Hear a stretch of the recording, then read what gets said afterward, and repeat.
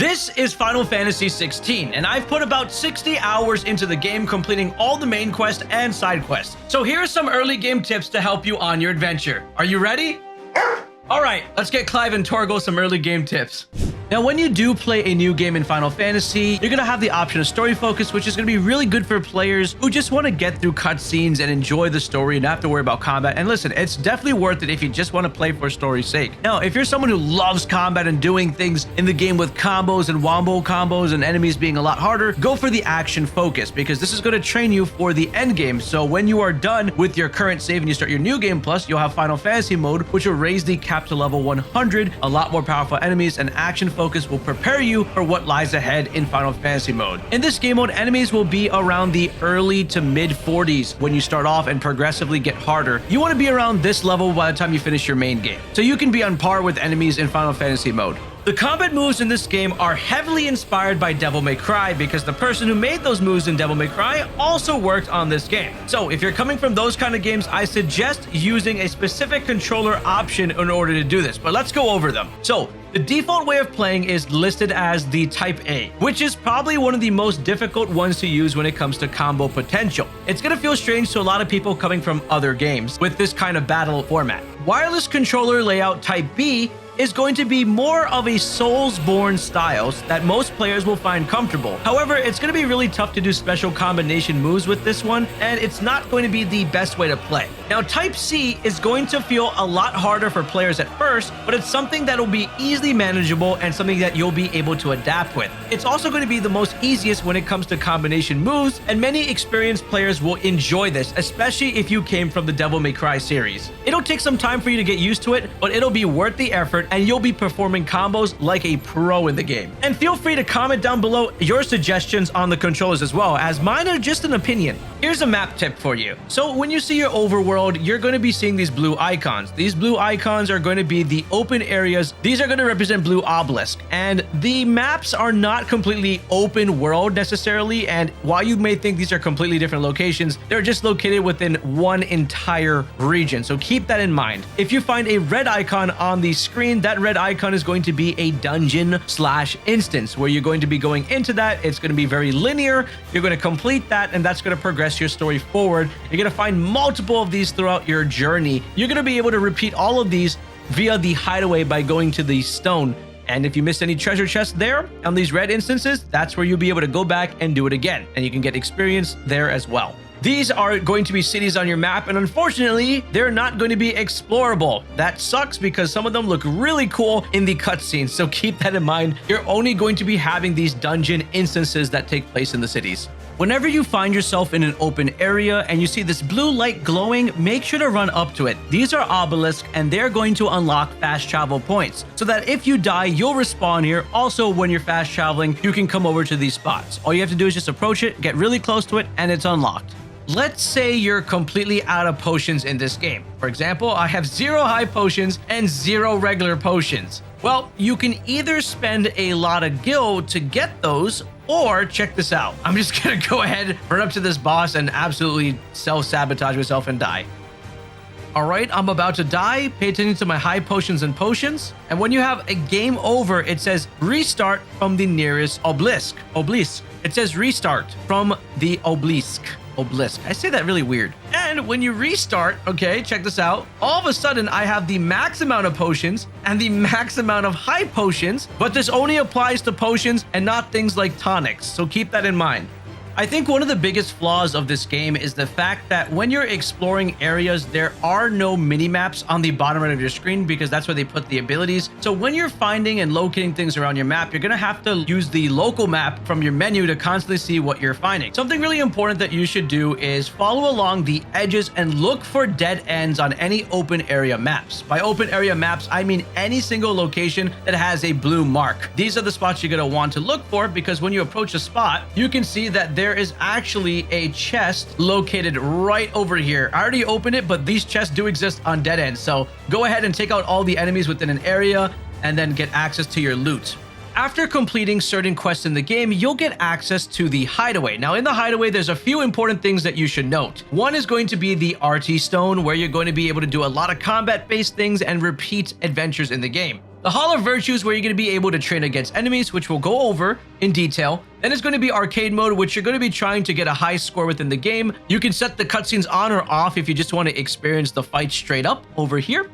Then you have the stage replay, and these are going to be really important in your game because if you forgot a treasure chest or you want to explore the area and you felt like you didn't find something, you can go ahead, click on one of these, go explore the area again and find various items, and you can also gain XP by doing these again. Make sure to always go up to any shopkeeper you find in the game, especially Sharon, and buy all the items that she has off of her just so you can have it in your collection. The items that show up in the shop are going to be progression based. So the more main story quests you do, the more items that will start to show up in the shop. Now, when you buy all these items off Sharon, you're going to also be able to go ahead to the blacksmith and be able to upgrade them. So when you talk to Blackthorn, make sure to always go ahead and see what weapons that you can craft in the game. Not only that, but make sure to select R2 if you're on PlayStation, or if you're on PC in the future, go to Reinforce to see which of the following weapons you can also upgrade. It's very important to see what's available on upgrading. So don't forget that when you go look at the accessories and the armbands to do that. Also, Sharon is going to have access to other expensive jewelry. So keep that in mind. These are going to enhance certain abilities that you have that you purchase with your ability points.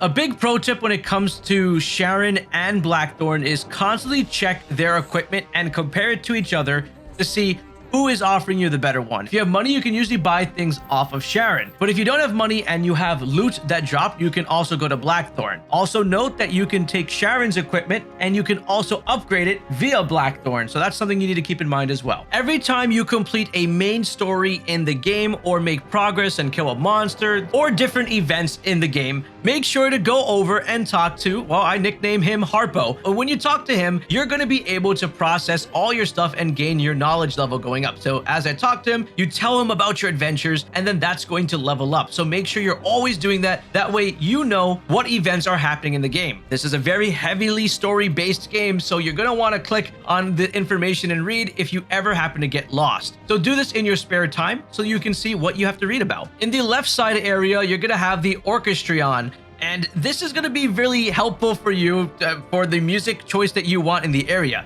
You do unlock the sound of silence as you progress your game, so if you don't want to hear anything or any music and just have it nice and quiet and hear the natural sounds, you can go ahead and select that. Otherwise, you can select any of the other music you want, and also you'll be able to buy different tracks from different shopkeepers as you explore and maybe unlock other music with your main story progression. Now, this character is really important to interact with when you have side quests all over your map. When you select this, you're going to be able to get the option of the Alliance reports. Now, selecting Alliance reports will allow different side quests to show up over here that your character will directly teleport to in order to initiate them. This is going to be very helpful when you have side quests popping up all over the map. After you defeat a new enemy type, you always want to go back to this stone over here.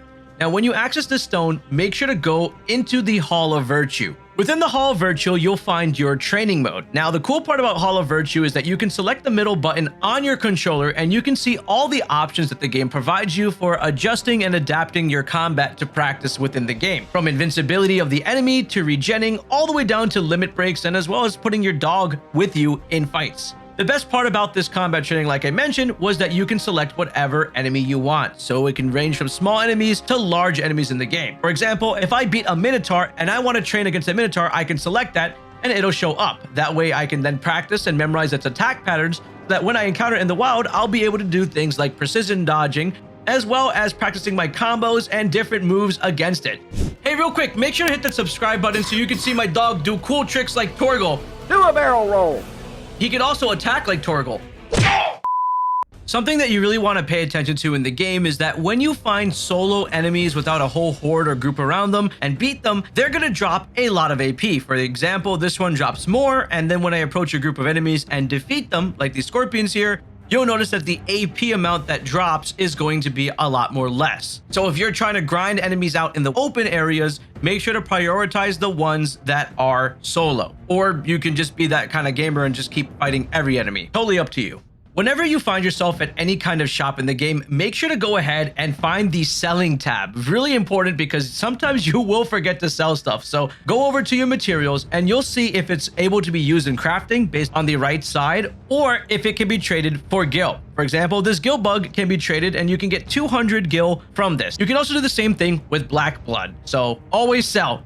Not all shops in the game are the same, so make sure to go visit other shops in different areas in order to see what wares they may have. For example, this merchant over here is going to sell me something known as Valley Matter, which is going to be used for specific crafting, as well as selling me, well, look at that, a music roll that is not found in the Hideaway. So keep this in mind when you're going to constantly check the inventory of other shopkeepers. Also, they're pretty easy to spot because of the symbol. When you open up your items menu, do not forget to equip the ones you're going to need in battle. Make sure you select the exact one you want. For example, I want Stone Skin Tonic for higher defense, and I'm going to just make sure to add that to my shortcuts. That way it's always there, and I'll be ready to use it in the middle of battle. Changing these during the middle of battle can be dangerous because you can accidentally die because it has a small loading time. So do this before you go into any fight. Whenever you go into your menu and decide to unlock an ability with ability points, like this one over here, do not forget to equip it onto your character. So you might have two of something else. Make sure to go into it and select the exact one that you may have picked. It's very easy to keep unlocking things and overlook adding it on. So just make sure you do that at all times and mix and match to see which ones are actually going to work out for you pretty well. If you wanted to maximize a specific ability on a specific icon, for example, I want to buff Garuda's special ability, but look, it costs 1,540 AP points. Let's say I'm not using my Flames of Rebirth move. Okay, well, you can hit square and reset that, and I can be like, all right, let's just go ahead and use Garuda's and experiment with that for now. Let's say you go ahead and teleport to an area on the map and you start to fight all the enemies. In this example, I'm just going to fight all these spiders and clear out these little dragons here, beat them all up. And when I back up, you can see that this area is completely cleared out. Now, if you want to farm a spot again, open up your main world map just like this and click on the exact location again. When you show back up in that area, all the enemies are going to be completely reset. So if you find a very powerful monster, you want to go fight that monster over and over again to get yourselves a good amount of ability points. Feel free to experiment anywhere on your map and write in the comments below what's the best spot you found. One of the most important things that you need to do in this game, because it is a feature in this game, is pet the dog. Not even Tears of the Kingdom Zelda was able to let you pet the dogs, but in this game, you can pet the dog. So Game of the Year goes to Final Fantasy XVI. Now, there are two types of side quests in the game, and they're all going to be marked in green on your maps and in various locations. There's going to be one with exclamation points. These are going to be the very common ones that you need to do in order to make a change somewhere in someone's life. Later on in the game, after the early game, you'll come across these plus ones, but we'll worry about that later. They're going to be unlocking additional features for you in the game. Now, a big tip about doing these side quests is that they give you money, they give you ability points, and they also give you items. The reason why you want to do every side quest is because of the experience that also brings. Most side quests in this game will send you to a location where you will fight some enemies. And personally, I just kept doing a lot of side quests as they popped up in the game, because instead of just running around and mindlessly grinding and fighting a bunch of enemies in the field, I just fought all the enemies that were shown and present to me in the side quest. And that gave me enough experience to be able to fight anything in the game. If you don't want to go around the route of just running aimlessly and fighting a bunch of enemies randomly in the field, then go ahead and do the side quest. Now, while we're here, let's just talk about some quick combat tips. Now, normally Phoenix Shift looks like a dodge, but it's actually not. You can't really get out of the enemy's way when you try to do that because that's what happens. The Phoenix Shift is really meant to charge towards an enemy when they gain distance on you. So something like this would be the way to use it and rush into any enemy. So you're just going to want to stick to precision dodge and then move in with a Phoenix Shift to capitalize off of that dodge if the enemy runs past you. Now, if you've unlocked Garuda's ability, something I love doing that rips through shields like crazy is using Gouge. Look how fast this eats up shields and brings them down to halfway point. And if you happen to get them to the halfway point, it's also pretty good to use once it's below that point to get it down to the 50% line. This image in front of you is not frozen gameplay at all. In fact, this is the photo mode, and you can create some very creative pictures by just placing your character right. Let me show you how to pretty much make a really cool shot, and you can start posting these on Twitter or share on Instagram, whatever you want to do. So in order to use photo mode, what you want to do is get Clive in a pose that you want. For example, I'm charging up this sword all the way to max, and then what I'm going to do is just hit the menu option. Boom, done. And then once I'm in the menu, I'm going to hit the photo mode option over here. And just like that, there is Clive with this sword. So if I wanted to make a cool YouTube thumbnail or something like that, this is all I got to do. And you can take away Clive if you want and just have the effects. So you want free particle effects that you can use and stuff. There you go. That's how you grab that. If you want to go ahead and also just blur the depth of field to make this epic shot, there's another way of doing it. And you can hide the UI completely and bring your camera up, and you can see the potential of the photos you can create in here. Now, there are quite a bit of accessories that'll help you out in this game if you want to make it a little easier for yourself. Now, there's no flame, by the way, if you want to make it easier. It's your game and you play however you want. One of the first items is known as the Ring of Timely Focus. And when you equip this, time slows before an attack. So let's go ahead and bother this bighorn over here, just like this. And he's going to go ahead and get ready to attack me. And then we have R1 to move away to get a nice precision dodge. As you can see, every time the enemy is going to go in, the game's going to give us time to move away. That way we are always dodging. Now, this is the Ring of Timely Evasion, and pretty much Clive will automatically dodge enemies when you have this equipped. So you can feel like you're really doing something in the game here. So I'm just going to face the enemy, let the enemy do whatever it wants, not touching my controller.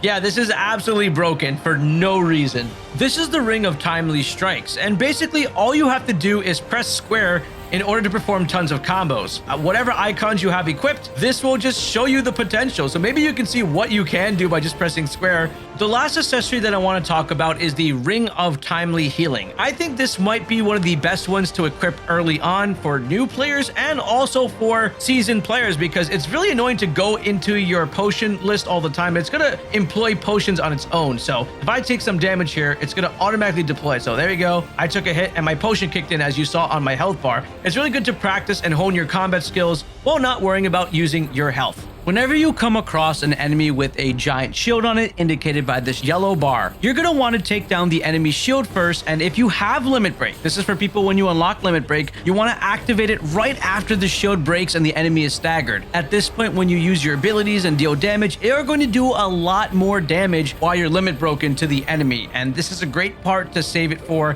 rather than using it ahead of time and attacking the enemy to break the shield, because they're most vulnerable when they're broken. You can see the damage comparison of numbers with the limit break versus damage comparison without the limit break on this enemy by these numbers.